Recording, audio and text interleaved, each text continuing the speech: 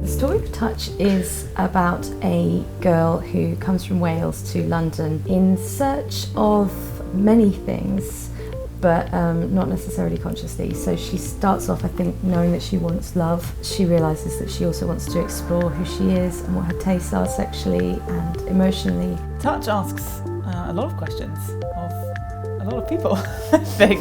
It's like all the bits of your life that would have been edited out if they were making a Hollywood film of your life. So there's moments that are sort of quite graphic, or the conversation is quite taboo, and things that you just really don't see talked about much in theatre. There's lots of stories in there about things that I think a lot of people maybe have gone through or thought about that maybe haven't had the balls to say. The brilliance and excitement, but also the pain and humiliation and complexity and fun of being someone who's dating in a city. When I first moved to London, I couldn't believe it, and everything was too fast and too noisy and too busy. The single woman in her 30s is actually kind of a commodified idea now. As you get to your mid to late 20s, everyone's, as a woman anyway, everyone starts going, have you found the right man yet? Are you going to get married soon? I also think you have a license to be a bit all over the place in your 20s, and I think that was the freedom in Fleabag's life, to be able to get away with being drunk and turning up at people's doorsteps, and there was a kind of sense of, I'm in my 20s, you know, I should get away with it. And then the pressure we then put on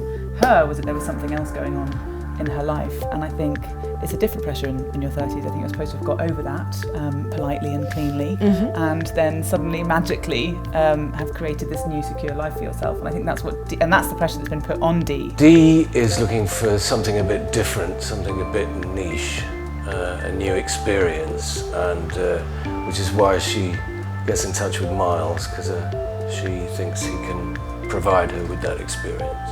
And what I'm hoping is that in the bar, people are going to have really conflicting opinions on this play. It's going to divide people.